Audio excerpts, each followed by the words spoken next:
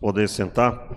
Abra sua Bíblia aí em Gênesis, capítulo 45. Hoje nós queremos avançar um pouco mais, agora falando sobre o crer naquilo que Deus fez e verdadeiramente não sermos levados pelo nosso próprio coração ou a rompermos com o que está diante dos nossos olhos, baseado naquilo que pensamos humanamente. Eu quero convidar você a observar aí, a ler comigo Gênesis capítulo 45. Nós lemos já por várias vezes, mas eu quero me ater agora aos versículos 6 em diante. Aliás, versículo 5, logo que José se dá a conhecer aos seus irmãos, eles ficam paralisados, como que sem entender absolutamente nada, quando ele se dá a conhecer aos seus irmãos. Está aí do verso 1 até o verso 4, e logo em seguida ele fala, verso 5 diz assim: agora, porém, não vos entristeçais, nem vos irriteis contra vós mesmos por me haverdes vendido para cá, porque para a conservação da vida Deus me enviou adiante de vós, pois já houve 2 anos de fome na terra, e ainda restam 5 anos em que não haverá lavoura nem colheita. Logo depois, verso 7. Pelo que Deus me enviou adiante de vós, a fim de conservar a vossa sucessão na terra, e para guardar-vos em vida por um grande livramento.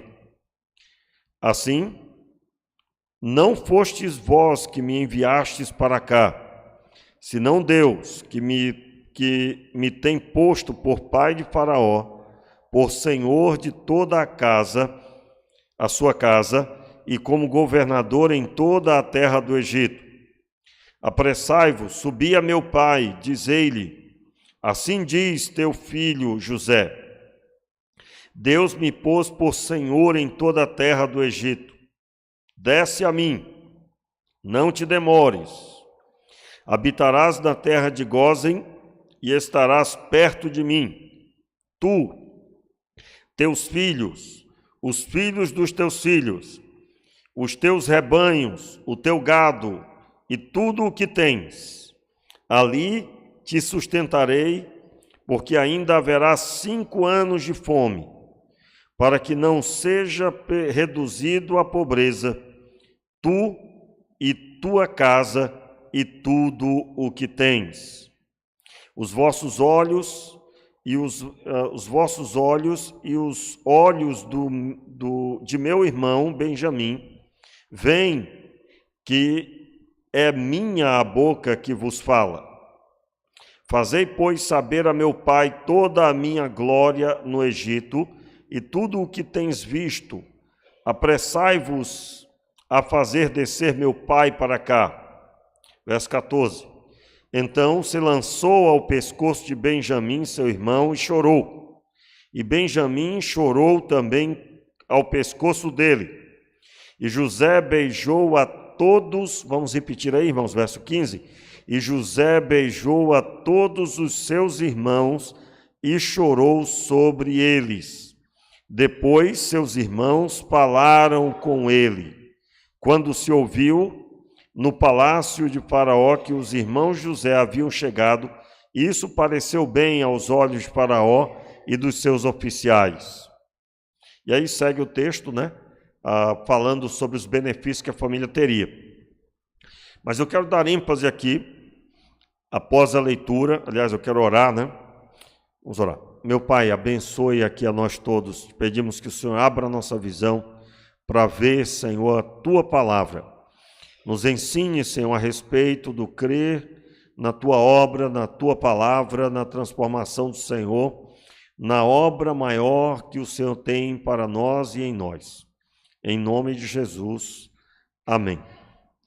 O texto da palavra, ele declara aqui fortemente que o relacionamento estava restaurado. O relacionamento de José com seus irmãos, ele havia tratado seus irmãos com benevolência sempre, mas estava testando seus irmãos. Eu citei aqui já por 2 pregações que José, no primeiro momento, ele está manifestando como que uma ira para com seus irmãos. Provavelmente ali há o ferimento causado com o tempo, e eu dei ênfase, né, que ele mesmo declarou que ele, após o nascimento do seu filho, a dor foi sarada, a dor de todo o seu trabalho, de toda a casa de seu pai. Assim ele colocou o nome no filho, que significava tudo isso. O texto segue então, seus irmãos vêm até ele, e ele então põe preso por 3 dias os seus irmãos. O texto diz que ele põe preso, ele acusa os seus irmãos, ele faz com que eles sintam o que ele sentiu, pois eles foram considerados espias. E então, eles negavam, mas ele retrucava e dizia que eles eram espias. Eles tinham que provar que eles não eram espias. Ele colocou um alvo para que eles alcançassem. Vocês vão trazer da casa de seu pai o seu irmão mais novo que ficou lá, Benjamim. Eles trazem o irmão, mas ele deixa Simeão preso diante dele. Irmãos, o tempo que os irmãos José foram até a sua terra, onde eles estavam vivendo, foi o tempo que Simeão ficou preso diante de José. O texto diz que eles retornam, Simeão agora, ele tende a ser solto, ele vê o seu irmão mais novo, mas ele não se dá a conhecer, e ele os prova mais uma vez, e agora de forma mais enfática. Agora, na provação que ele colocou sobre eles, havia um entendimento de que agora Benjamim se tornaria escravo. Por quê? Porque ele foi considerado um ladrão do Egito, das coisas do Egito, pois a taça de prata de José havia sido encontrada dentro do saco de mantimento de Benjamim. Tudo isso foi projetado por José, eles ficaram muito preocupados, todos retornaram para o Egito, e eles declararam que todos eles seriam escravos, pois eles não poderiam permitir ficar sem seu irmão e retornar para a sua cidade, para o seu local de acampamento, aliás, sem o seu irmão mais novo, pois o seu pai morreria. É nessa hora que começa o capítulo 45. Então José, não se podendo conter diante de todos os que estavam, e aí ele se dá a conhecer: sou eu, José. Eu sou José, aliás, é o termo que ele usa. E ele se dá a conhecer, pois ele acabara de ouvir dos seus irmãos que o seu pai não resistiria perder mais um filho, pois já havia perdido um e agora ficaria sem outro, que no caso Benjamim. E então, não se podendo conter, José se dá a conhecer a eles, dizendo: eu sou José. O texto vai seguir aonde José declara que eles não deveriam ficar chateados um com o outro, não deveriam ficar irritados um com o outro, não deveriam se culpar, porque Deus havia transformado o mal deles em bem. Eu fui enviado adiante de vós para a conservação da vossa posteridade, a conservação de vossos filhos, a conservação de vocês e daqueles que virão. Nós lemos aí a partir do versículo 5. Veja, o discurso de José é um discurso onde ele declara que existia um alvo maior.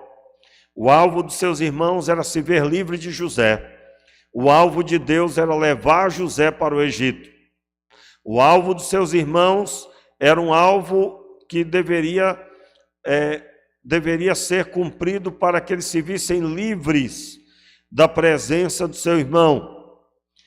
Mas o alvo de Deus era ter José no Egito, que era a maior potência da época. E do Egito, usando o potencial do Egito, salvasse a sua família, que estavam agora no número total de 70 pessoas com os filhos de José incluso, José e os seus 2 filhos. Meus irmãos, talvez você se pergunte assim, mas por que Deus teve todo esse trabalho? Você precisa ouvir a mensagem de Deus para Abraão desde o começo. Deus prometeu que faria de Abraão uma grande nação. E não só Abraão seria uma grande nação, mas dele procederiam nações. E você já deve perceber que isso é uma realidade. Isso não vai se cumprir, já se cumpriu. Então Deus, ele estava escrevendo uma história com os seus aliançados, desde Abraão, Isaque e agora Jacó e seus filhos. E essas histórias, elas deveriam ser contadas de geração em geração.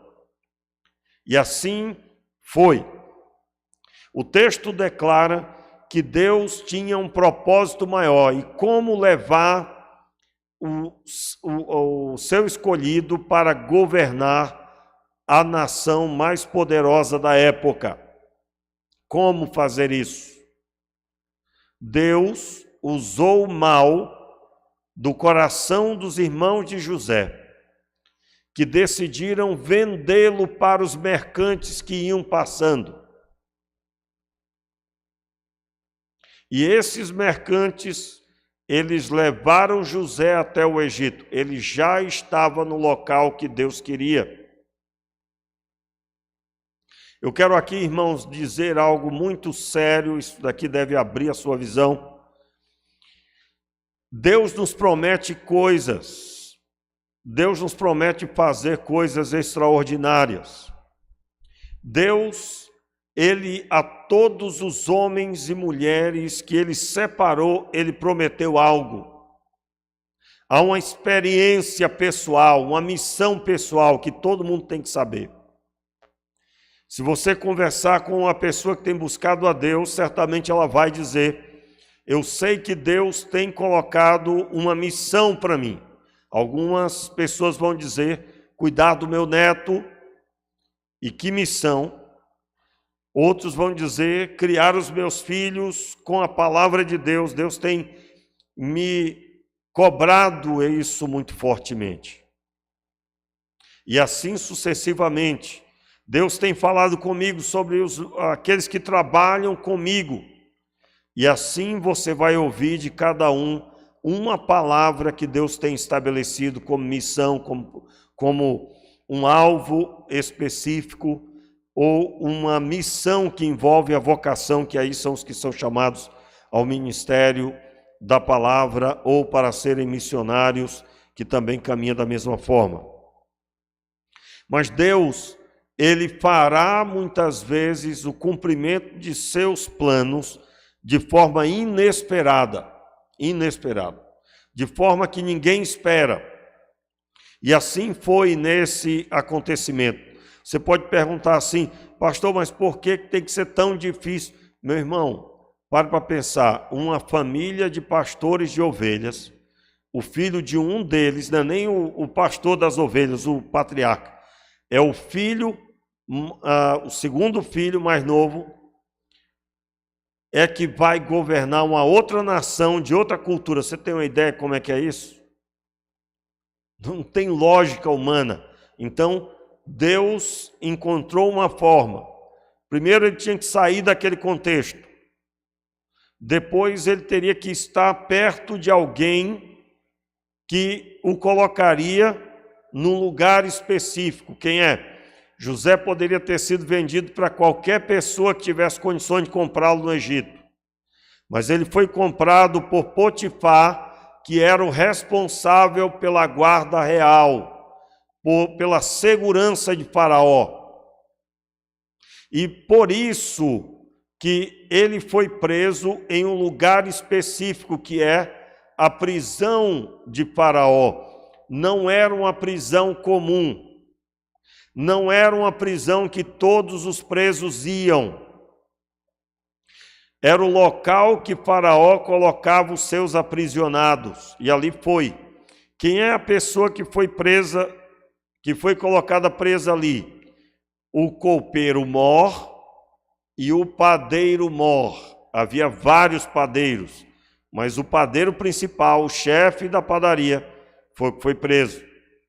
E ele foi para a prisão comum? Não, ele ficou na cadeia, onde só aquelas pessoas que cometem algum crime ao redor de Faraó, perto daqueles que estão no alto, na cadeia de autoridade mais alta, esses é que irão para essa cadeia. Então José é usado por Deus para esses dois homens que foram presos. Um morreria, o outro seria restaurado.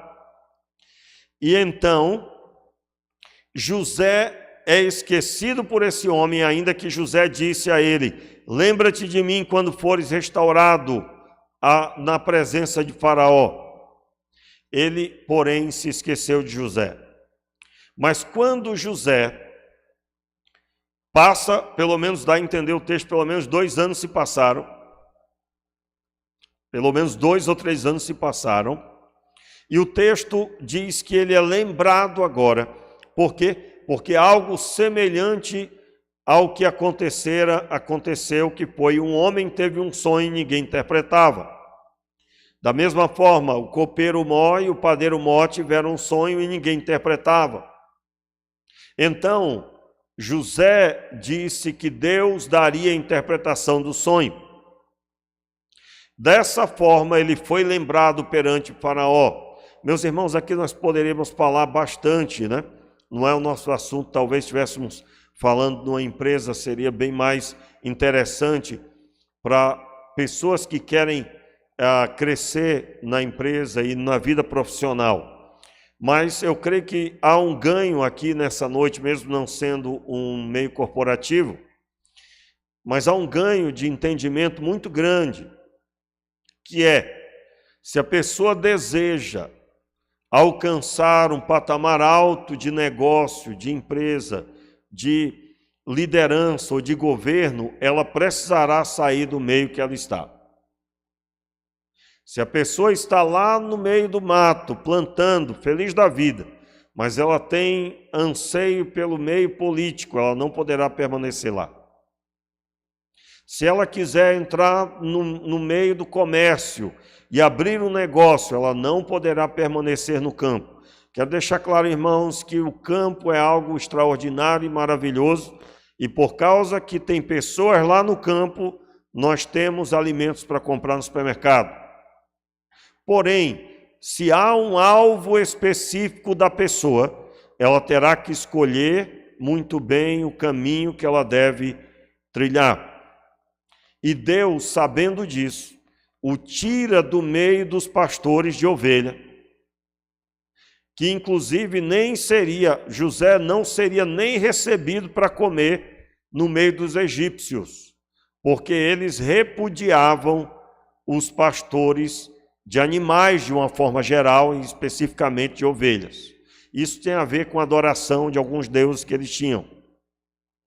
E eles não se sentariam na mesma mesa. Uma prova é que quando José dá um banquete para os seus irmãos, ele se senta junto com os egípcios e os irmãos de José se sentam em outra mesa, porque era abominável aos egípcios se sentarem na mesma mesa. O próprio texto já nos dá o caminho aqui. José jamais seria aceito no Egito para governar nada. Nunca seria. Vamos dizer que o copeiro lembrasse dele no outro dia que foi restaurado. e falasse para Faraó: Faraó, tem um rapaz lá na prisão que nós temos que tirar de lá. Você sabia que José provavelmente iria agora trabalhar junto com o copeiro? E talvez ficasse esquecido nos serviços junto ao copeiro. Mas o texto diz que no momento certo ele foi lembrado. Por isso que, se você está trabalhando firme lá no seu trabalho, se você tem buscado dar o seu melhor, e você diz assim: fulano se esqueceu de mim. Meu irmão, quem move as pessoas é Deus, não é você, não é a sua força. Quem move as coisas é Deus. Você só tem que fazer a sua parte. José fez a parte dele. Como é que foi a parte dele? A parte de José foi permanecer firme, respeitando a família. Ele poderia ter destruído a própria vida e a família de Potifar, no sentido de que ele seria instrumento de adultério na casa de Potifar. Mas ele se colocou firme, contrário àquela onda do mal. E ele mesmo escravo, mas parecia que estava trabalhando no próprio negócio, porque tudo que ele fazia prosperava. Mesmo preso, prosperou também, porque não foi considerado um preso comum, mas se tornou assistente responsável por todo o cárcere. E diz o texto que a pessoa que era responsável entregou toda a autoridade na mão dele. Eu citei aqui o que provavelmente aconteceu. Um único preso que não ficava pensando em como sair da cadeia pelos meios de sua própria força. Ele só falou em sair dali quando foi para falar com o copeiro Mor, que estaria próximo de Faraó, e se Faraó proferisse uma palavra, ele poderia ser solto. Uma das coisas que gerou confiança do chefe do cárcere em José, certamente, foi perceber que ele estava absolutamente aceitando tudo que estava acontecendo e não estava revoltado contra tudo aquilo, no sentido de promover uma rebelião ou qualquer outra coisa que fosse arrombando, pulando, quebrando para poder sair da cadeia. Ele fala com quem tem autoridade e ele diz o que lhe aconteceu. Meus irmãos, o texto da palavra está cheio de ensino para nós. Cheio de ensino. Ah, mas eu gostaria muito de ser uma pessoa de grande influência. Meu irmão, você precisa ter caráter, você precisa ter compromisso com Deus, você precisa ser alguém que está visando uma única coisa: agradar a Deus e trabalhar firme e forte no propósito de alcançar com honestidade uma conduta de aprovação da parte do Senhor. Como é que foi que ele se portou na casa de Potifar? Foi a força do seu braço que o fez ser reconhecido? Não. Foi a bênção do Senhor sobre a vida dele. Agora, meus irmãos, não existe servo de Deus que não ame trabalho. Eu acho que uma das pessoas que mais trabalhou para obedecer uma ordem de Deus foi Noé. Pelo tamanho do barco, pela quantidade de funcionários, né? Quantos homens tinha? Quantos homens tinha para trabalhar? Estava só José, ou só Noé, né? Noé e seus filhos. E o tamanho do barco? Era um barco enorme, enorme. Levou muito tempo para construir. Então, na ordem de Deus estava incluso trabalhar. Você quer obedecer a Deus, mas você não gosta de trabalho. Você está em contradição, está em luta contra Deus, porque você está incompleto na presença do Senhor. Seja uma pessoa completa. Pastor, o que eu faço? Eu não amo trabalhar, não tenho a mínima vontade. Ore por isso, repreenda o capeta da preguiça, porque só pode ter um demônio, irmãos, para oprimir a pessoa, né? Por quê? Porque se Deus mandou trabalhar e a pessoa não quer, só pode ser a obra maligna, só pode ser. Não tem nenhum texto escrito falando isso, mas eu toda vez que eu vou falar desse assunto, eu não consigo me conter. Só pode ter um demônio que oprime a pessoa, meu amigo, porque não é possível, né? Então, o texto vai declarar que José é posto como governador e agora ele tem o poder na mão.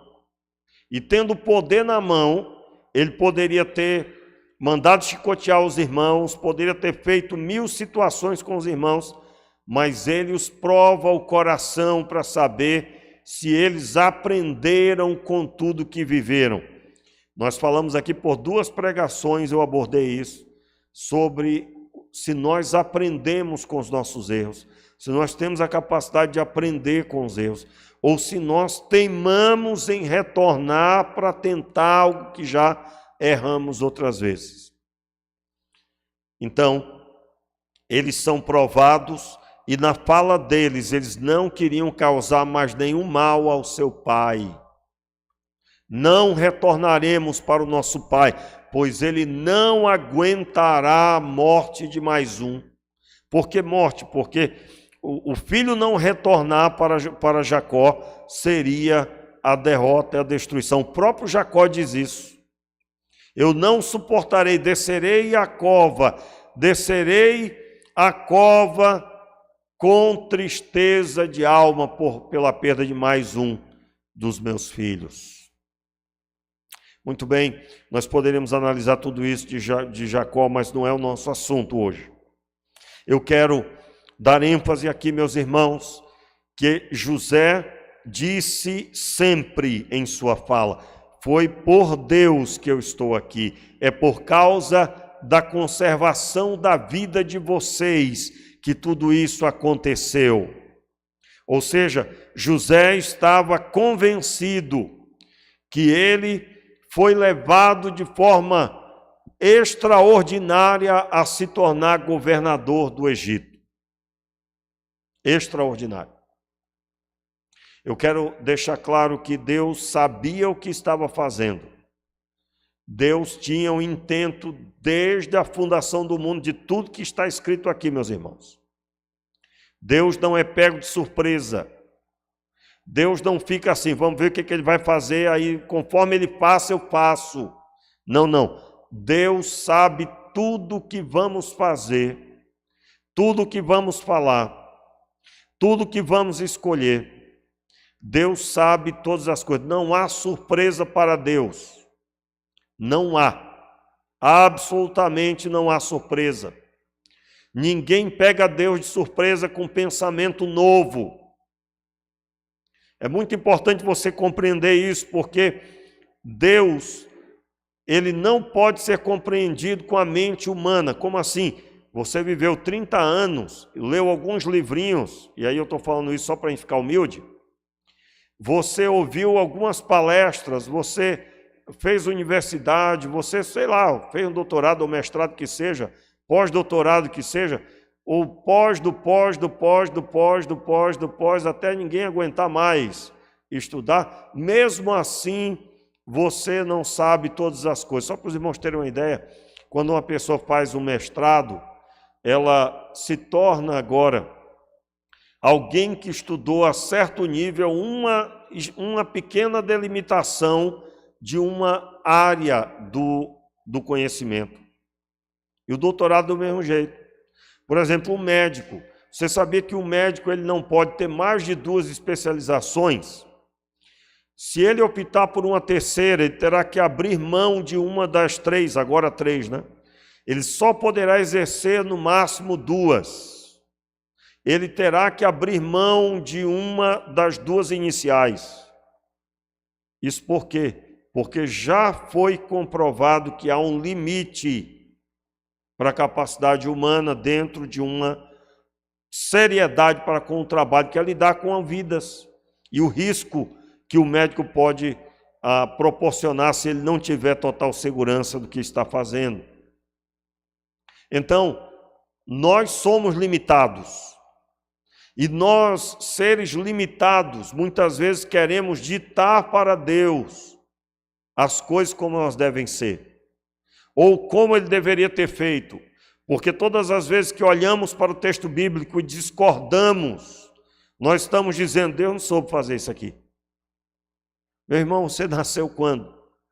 Antes da fundação do mundo, Deus já era o que Ele é. Então, nós temos que nos aproximar com um coração humilde. Faz muito tempo que eu não digo isso, mas eu me lembro quando eu ainda tinha alguma resistência, eu acho que eu tinha 2 anos na fé, eu lia os textos e dizia assim, a minha cabeça ainda não conseguia ainda entender isso aqui, mas eu creio que no futuro eu vou. Porque eu sabia que tinha alguma coisa errada, não era com Deus. Era comigo, que não tinha estrutura para entender. E foi desse jeito mesmo que aconteceu. Textos que eu não entendia, passei a entender depois. Então nós somos limitados. O que eu quero dizer com você, para você? José entendeu, certamente não foi assim que foi vendido. Talvez na viagem ele ficou absolutamente revoltado, deve ter chorado a viagem toda. Porém, com o passar do tempo, ele foi entendendo que havia um propósito em tudo aquilo.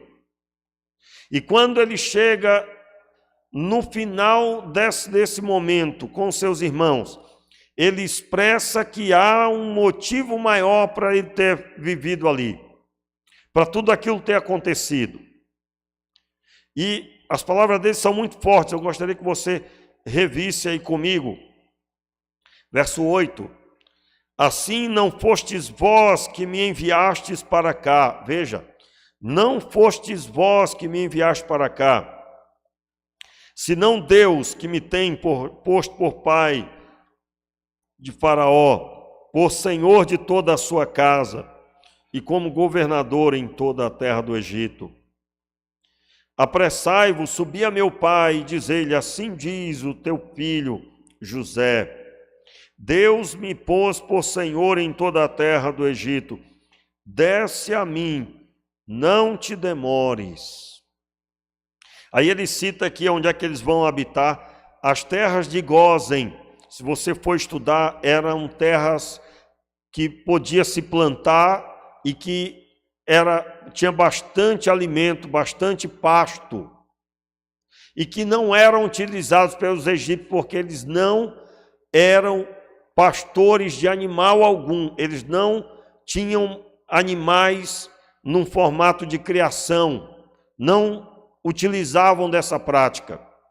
Portanto, eram terras inutilizadas para eles, inúteis para eles, para pasto de animais, eles não tinham essa prática.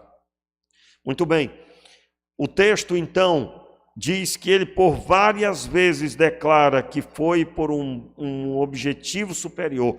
E aí ele abraça Benjamim, verso 14, então se lançou ao pescoço de Benjamim, seu irmão, e chorou. Benjamim chorou também ao pescoço dele. E José beijou a todos os seus irmãos e chorou sobre eles. Depois seus irmãos falaram com ele. Veja, depois seus irmãos falaram com ele. Você acha que falaram o que aqui? O que você acha que eles falaram? Qual é a lógica? Me perdoe, meu irmão. Meu irmão, eu te fiz mal, é verdade. Perdoa-me, irmão. Então, o texto diz, e depois seus irmãos falaram com ele. Depois de todas essas palavras, você acha que não houve isso? Claro que houve. Muito bem, eu dei toda essa explicação para chegar aqui. Passe à frente um pouquinho, no capítulo 50. No capítulo 50, eles estão lamentando por Jacó. Jacó morreu. Jacó já desceu ao Egito. Jacó já estava lá no Egito e ele morre no Egito. Eles estão lamentando a morte de Jacó. E aí no verso 15 do capítulo 50, veja aí o que está acontecendo. Olha só aqui, ó.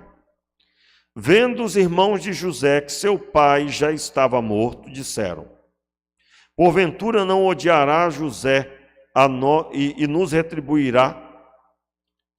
Porventura nos odiará José e nos retribuirá todo o mal que lhe fizemos?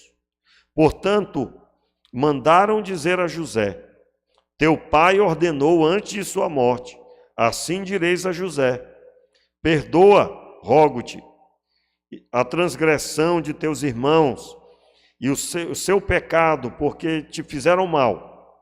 Agora, pois, rogo-te que perdoes a transgressão dos servos do teu Deus, do Deus do teu pai. E José chorou quando eles lhe falavam. Você acha que José chorou por quê mesmo, irmãos? Meus queridos, temos que ler o resto do texto, eu sei, mas antes de continuar a ler, você está entendendo o que o texto está dizendo? Você sabe quando alguém abraça e diz: olha, não fiquem chateados por tudo que vocês fizeram, não se culpem por tudo que vocês fizeram. Deus transformou o mal em bem. Deus, ele tinha um objetivo maior. Ele tinha o objetivo de me trazer para cá.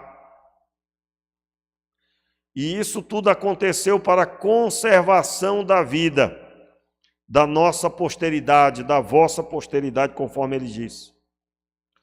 Os irmãos de José acreditaram nisso, irmãos? Acreditaram? Talvez naquele momento até acreditaram, emocionados, né? Mas quando passou o tempo, eles ficaram medindo o tamanho do mal que eles fizeram. Eles ficaram pensando, aí, rapaz, ele sofreu muito, talvez souberam os detalhes que ele viveu, né? Rapaz, ele foi injustamente acusado, foi preso, meu Deus. Fomos nós que fizemos isso. E aí, morre o pai deles. Eles disseram: agora o nosso pai morreu, porque se ele nos mata, o nosso pai morria. Mas agora o nosso pai é morto. Eu acredito que agora ele vai botar para fora aí toda a raiva. Meus irmãos, isso aqui sabe o que significa? Alguém que não acredita nos planos de Deus. Uma pessoa que não acredita no propósito do Senhor, que existe um Deus que abençoa a pessoa. Você sabia que existe? E existe até hoje. Não, rapaz, fulano te perdoou. Olha, rapaz, você também acredita na história da carochinha? É. A pessoa não crê na obra de Deus na vida das pessoas. Ela acredita que existem pessoas que fazem o mal e retribuem o mal que recebem. Aliás, irmãos, é incrível isso, mas esse princípio é um princípio que nós temos que observar. Eu vou citar aqui uma coisa que lá no Homem ao Máximo a gente já ouviu do próprio autor, né, do livro, o Edwin Cole. Ele cita num auditório muito grande, aliás, tinham, se não me engano, mais de 70 mil homens no estádio, não lembro quantos ao certo, mas ele diz: olha, todo homem, vou colocar em outras palavras aqui, todo homem que fica medindo quem vai se aproximar da filha, num português mais comum, é aquele homem que ele gostaria que tivesse um convento batista, entende?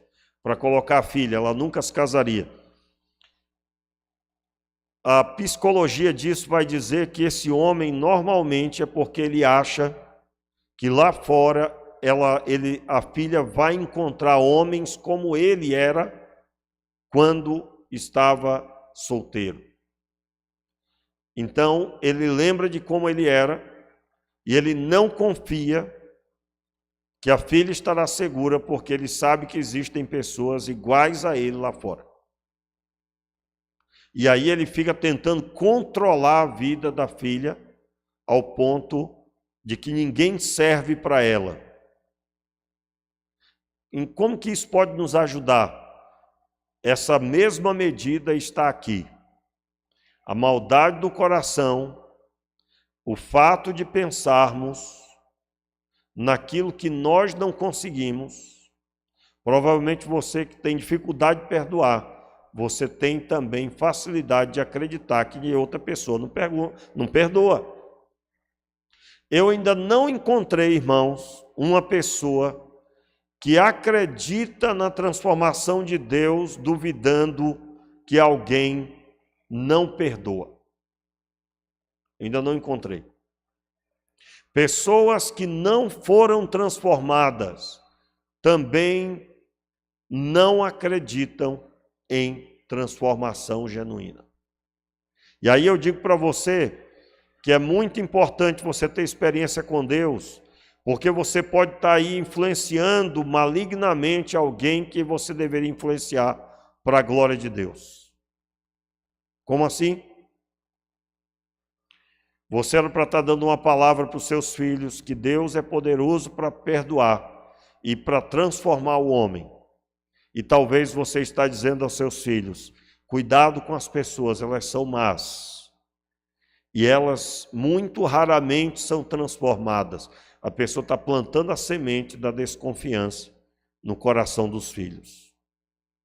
Meus irmãos, pessoas que vivem preocupadas com o mal que lhe vai acontecer, são pessoas que não estão relaxando absolutamente, não conseguem desfrutar da vida. Porque ela vive sob tensão do mal que lhe vai acontecer. No relacionamento com pessoas, a gente só trata com diferença alguém que já provou que não pode receber confiança. Quando eu digo tratar com diferença, você não pode tratar do mesmo jeito que todas as pessoas, alguém que cuida, gosta de mentir, que tem prazer no pecado e que se você deixar, põe você no rolo. Você não vai tratar do mesmo jeito. Aliás, a Bíblia diz, inclusive em Provérbios, que você nunca deve responder o tolo quando ele faz perguntas. Você não deve responder o tolo. Lembra daquela pergunta que alguém te fez em algum lugar, que o objetivo era só zombar? Essa pergunta você nunca deve responder. Oi, irmão, estou falando contigo. Meu irmão, não responda perguntas tolas, de tolos. Que isso, pastor? Magoei. Meu irmão, mas como assim você magoou? Estou falando da Bíblia para você. Estou falando da Bíblia. Você vai lá responder uma pergunta que alguém está buscando zombar de Deus com a sua resposta. Você não vai responder.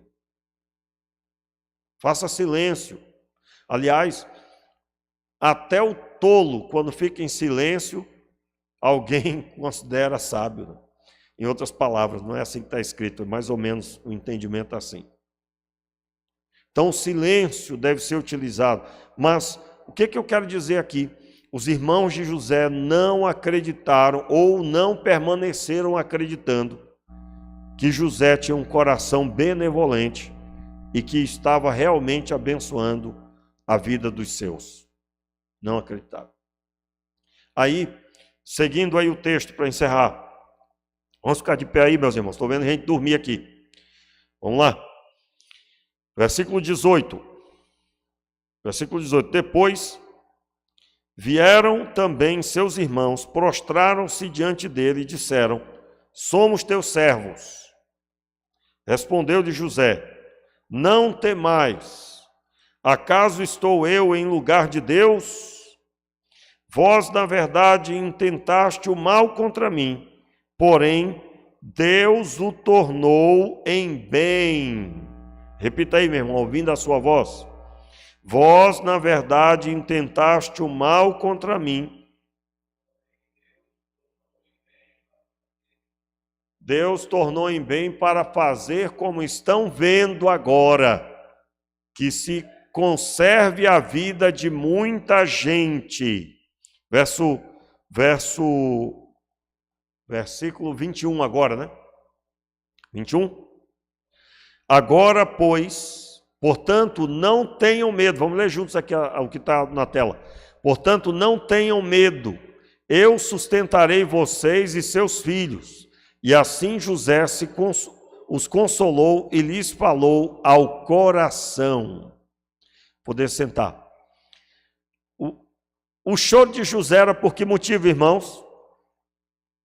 O choro de José era por esse motivo. Meus irmãos não entenderam a mensagem ainda.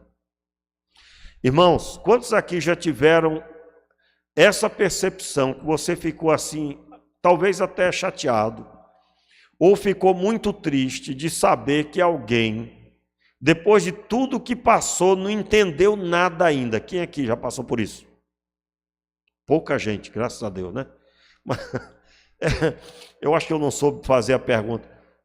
Veja bem, você tem lá aquela pessoa na sua família que vive sofrendo horrores. E esse sofrimento, ela mesma é que busca. E quando termina, você esperaria que ela estivesse agora sábia, né? Olha, eu tenho que parar com isso, eu tenho que acabar com isso, eu tenho que parar de ser assim, eu tenho que parar de ir por esse caminho. Se tem alguém que usa droga, a pessoa dizer, isso aqui está acabando comigo, eu não vou mais usar isso. Mas entra ano e sai ano e a pessoa só piora, ela não aprende com os erros, ela não melhora de vida, pelo menos. Pastor, só Deus. Irmão, só Deus para nos transformar e nos dar salvação.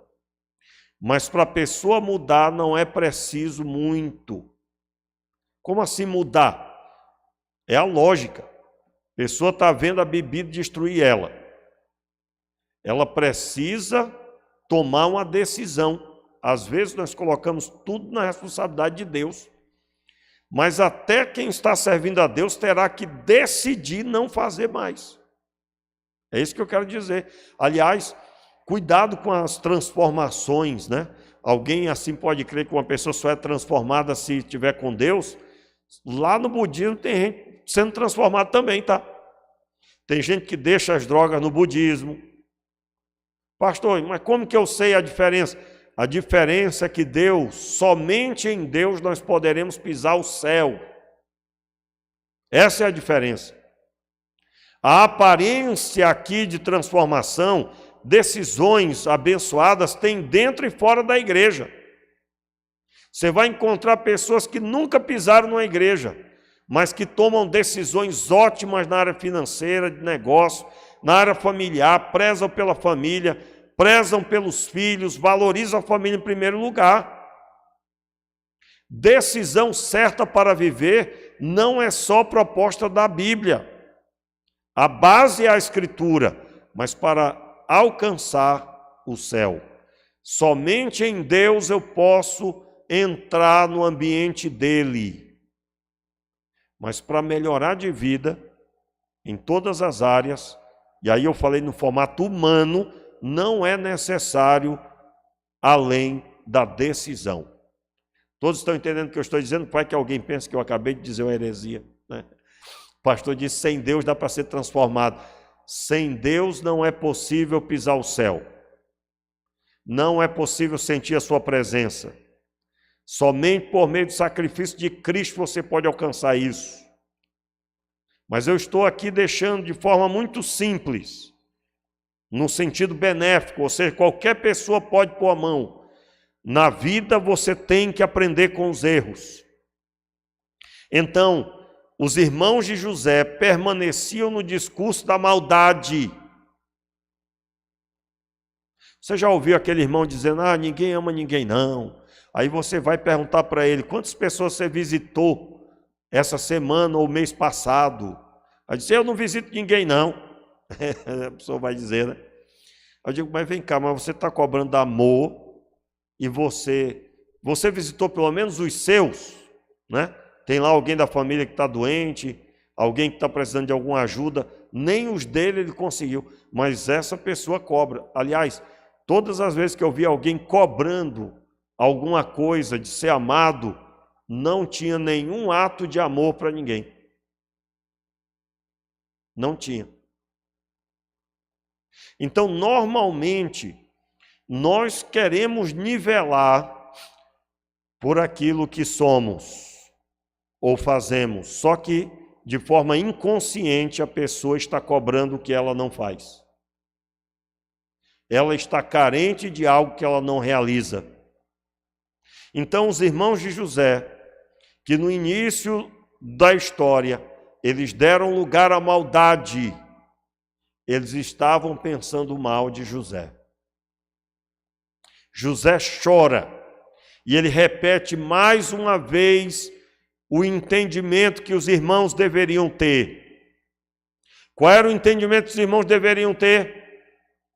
Vamos reler aí, irmãos.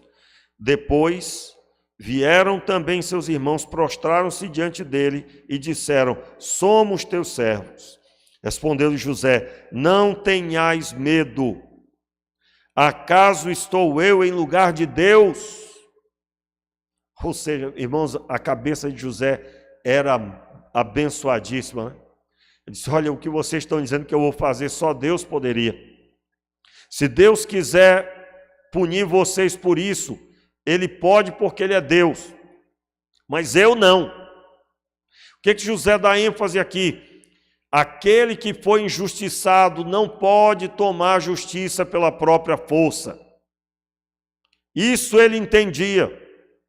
E ele repete: vós, na verdade, verso 20, intentais o mal contra mim, porém Deus o tornou em bem, para fazer o que se vê neste dia, para conservar muita gente com vida.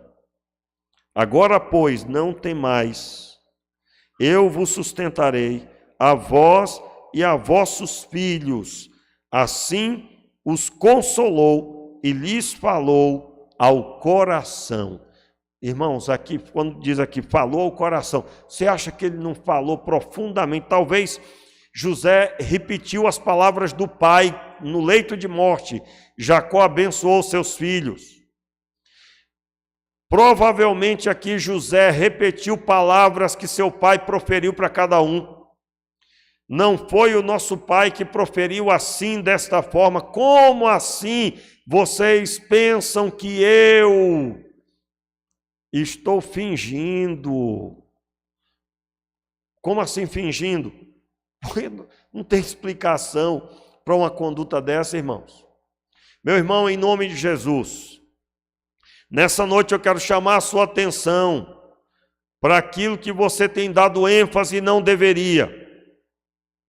Se você tem pensado que não existe transformação das pessoas, se você tem dado ênfase na sua vida para os maus testemunhos, para as experiências ruins, eu quero dizer para você que Deus levanta um homem como José foi levantado, colocou lá no topo e todo mundo viu o coração dele, porque Deus queria fazer propaganda que Ele deseja que você seja dessa forma.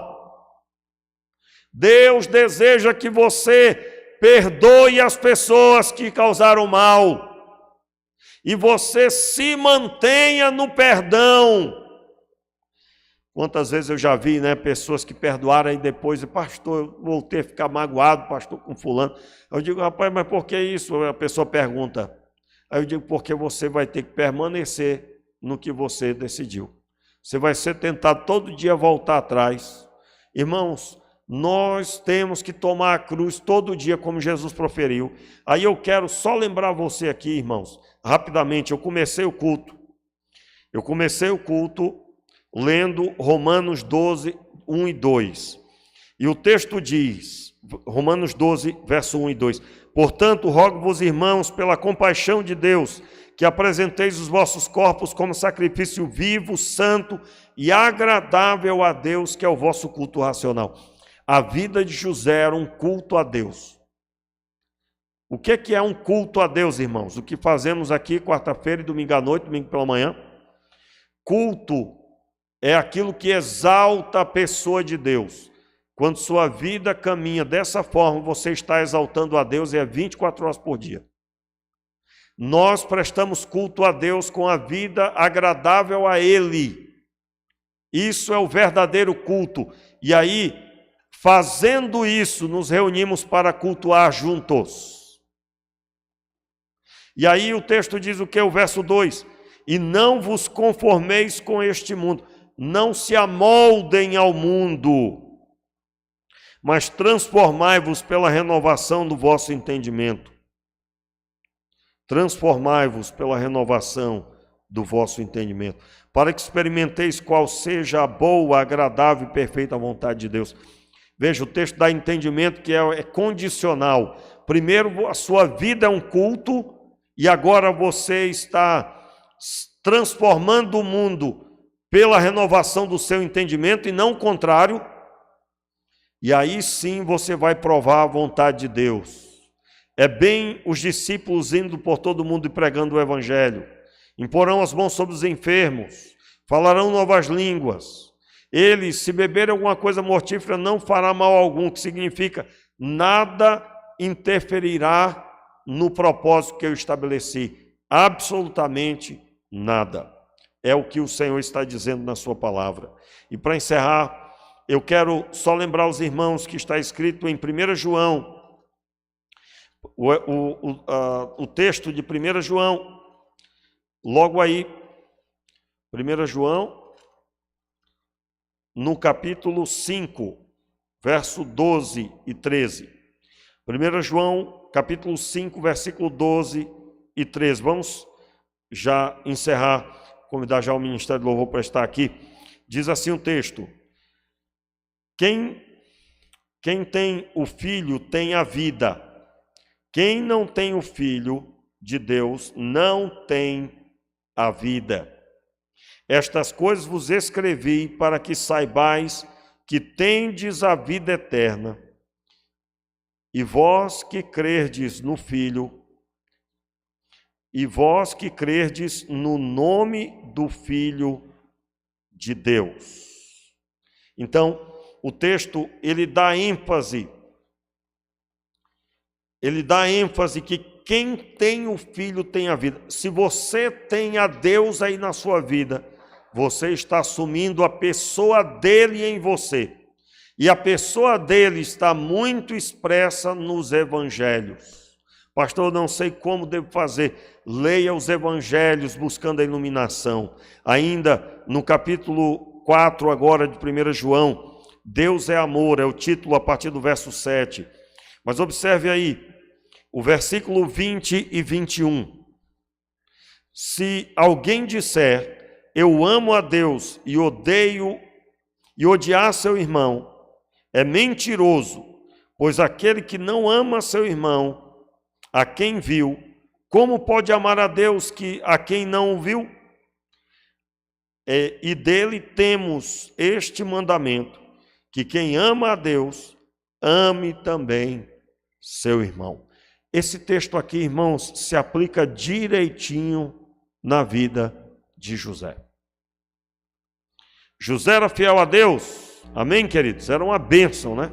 Firme no propósito. Mas quando ele viu quem tinha feito mal a ele não retribuiu o mal e fez com eles a mesma coisa como eles fizeram com ele, com ódio, com raiva e buscando matá-los. Eu quero, com essas palavras, convidar você a crer na transformação de Deus na sua vida, na vida das pessoas, e que você não volte atrás na incredulidade. Não seja incrédulo, seja uma pessoa crente. Deus tem interesse em transformar a sua vida. Amém, meu querido? Fique de pé no seu lugar. Vamos orar. Eu gostaria que você agora liberasse perdão sobre a vida de alguém que você está preso, está prendendo aí no seu coração. Se você é essa pessoa que pensa mal das pessoas, você desconfia primeiro para depois confiar. Como você vai desconfiar se a pessoa não te fez nada? Mas tenha certeza, meu irmão, se a pessoa não for serva de Deus, você vai saber. Não precisa se preocupar com isso. Se preocupe só em amar, preocupe em viver o evangelho, se preocupe em viver a fé, se preocupe em orar pelas pessoas, se preocupe em se preparar para abençoar pessoas, em nome de Jesus. Pai, nós estamos diante de Ti, nós te pedimos, tenha misericórdia de nós, tenha misericórdia da nossa vida, Pai. Nós precisamos tanto, Senhor, pois muitas vezes nós temos um comportamento tão arredio diante de Ti, tão contrário à Tua vontade. Nós precisamos tanto da transformação, Senhor. Perdoa-nos, Senhor, a nossa incredulidade. Perdoa, Senhor, a nossa dureza de coração. Perdoa-nos, Senhor, em nome de Jesus. Nós te pedimos, Senhor, Coloque a mão no seu coração aí. E peça agora o Espírito Santo do Senhor gerando aí na sua vida transformação. Transforma-me, Senhor. Transforma-me, Senhor, ao ponto de crer na Tua palavra, sem restrição. Transforma-me, Senhor, ao ponto de acreditar que o Senhor tem levantado homens e mulheres firmes e fiéis ao Senhor. Sim, Pai, tem misericórdia, ajuda-nos, Senhor, transforma-nos, Senhor. Oramos assim, meu Pai, em nome de Jesus.